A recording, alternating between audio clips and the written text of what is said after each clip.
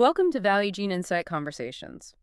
We're opening the source material today on a topic that's very quickly moving from a future concept to an immediate balance sheet reality.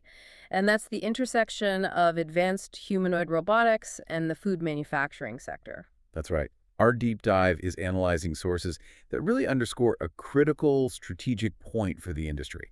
I mean, food manufacturing has invested billions into world-class equipment, but overall efficiency gains have largely stalled. And the question is why? Exactly. The bottleneck isn't the technology in the line, it's the operational fragility around the line. And that's just being amplified by the widening labor crisis, especially for those really physically demanding roles. So we see the humanoid robot positioned here not just as, a faster machine, but as a necessary structural transition. It's a shift from a labor-dependent model to one defined by asset-based resilience. Our mission today is to really distill the commercial viability, the tech timeline, and the organizational implications for food manufacturers. And we should begin where every strategic decision starts. The economics. We need to validate the investment with a clear view of the total cost of ownership. I mean, that's the immediate hurdle for any C-level decision. And the current cost profile, based on what we're seeing in the prototech data, it's high, but it's understandable. It is. Right now, the capital expenditure, the CAPEX, for one unit, it often exceeds $160,000. Yeah. And we dug into why.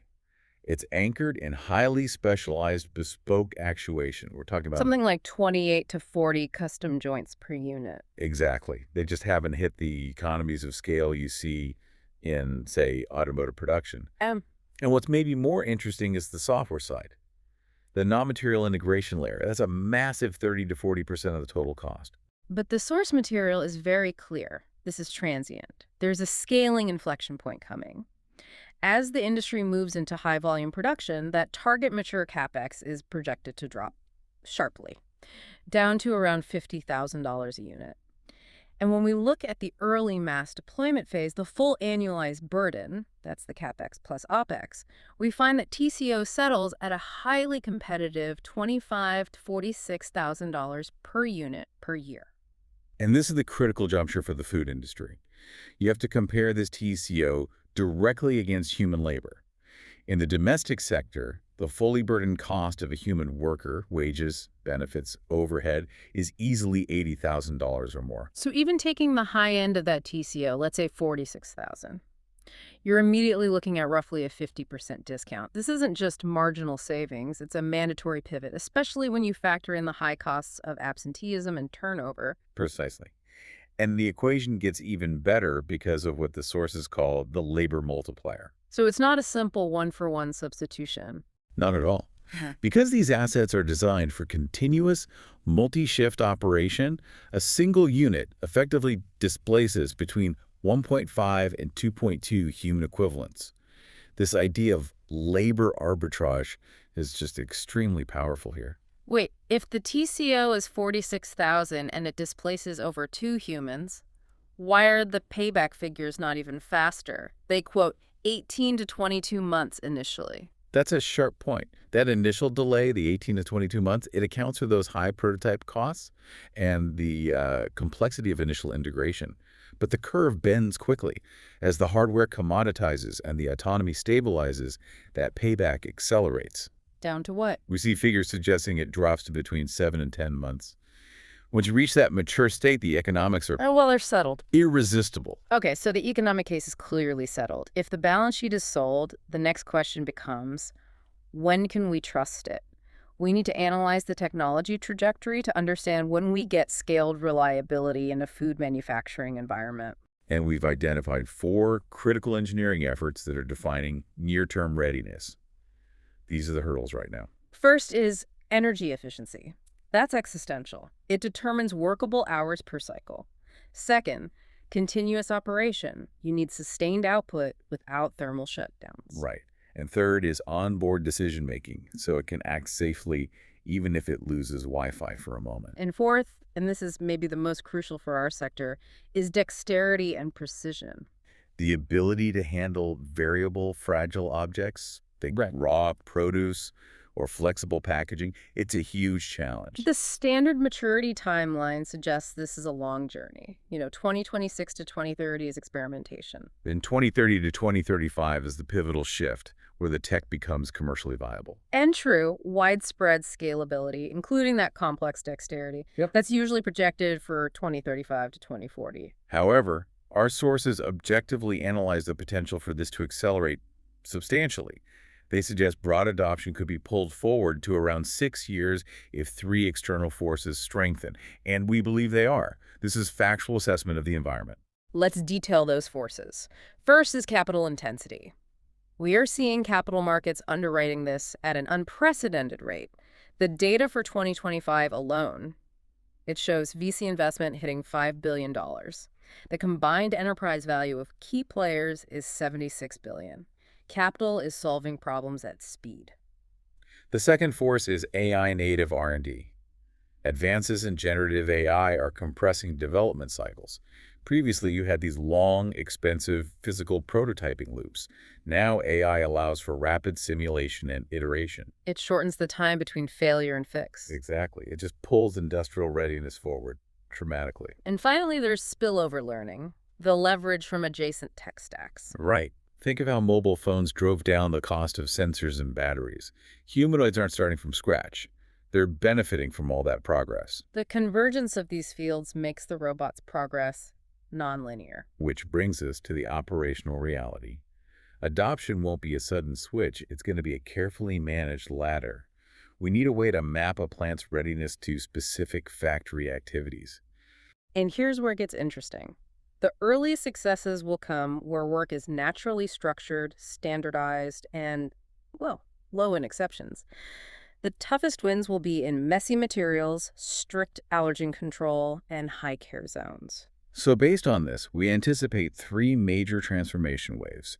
Wave 1, roughly 2026 to 2030, is all about pilots and structured work. So things like inbound handling of standard totes, basic staging, secondary packaging. Exactly. And basic quality checks like weight or seal inspection. The goal here is simple. Build confidence and prove stable, safe operation. The human is still the default. Then we move into Wave 2, from 2030 to 2035. This is the scale-up. This is when humanoids start being pilot projects.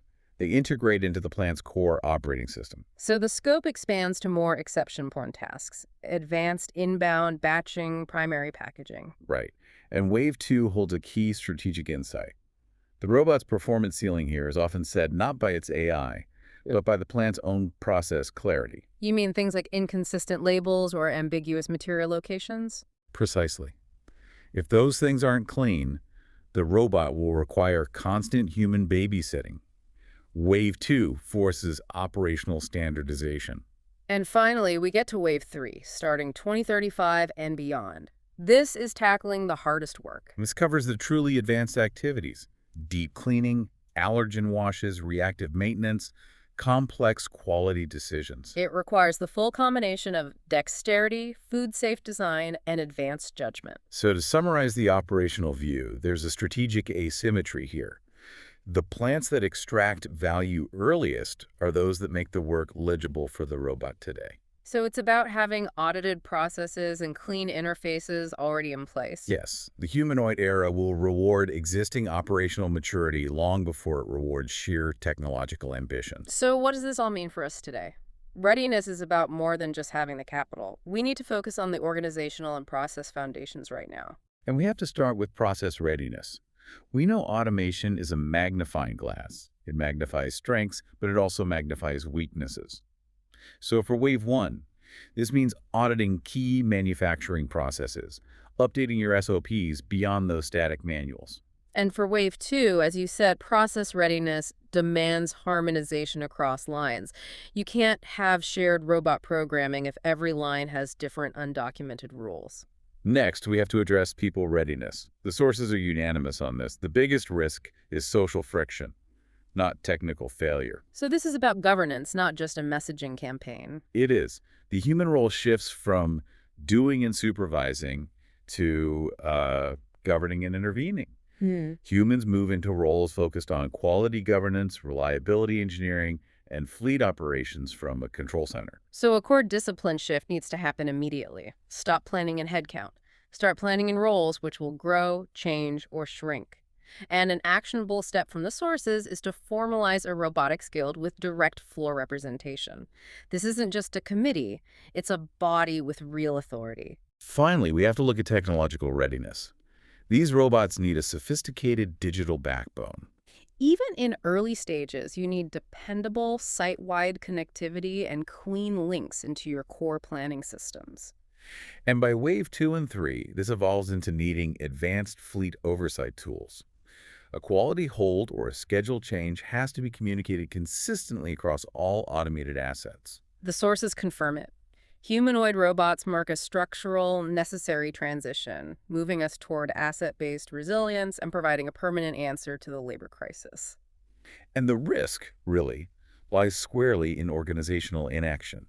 Waiting for perfect hardware ignores the reality that process standardization and digital observability, those are the actual bottlenecks today. We advise treating early deployment not as a cost to be delayed, but as a finance learning curve. Investing in the process and people now means that when that $50,000 unit arrives, you could absorb the capabilities instantly. The companies that build this foundation today will capture those gains instantly. Those who wait, they'll pay a steep price later. Thank you for listening to Value Gene Insight Conversations. To deep dive, please see the show notes. For more on food industry topics, visit valuegeneconsulting.com or subscribe wherever you get your podcasts. If today's discussion resonated with you, please do not hesitate to reach out to us to continue this dialogue.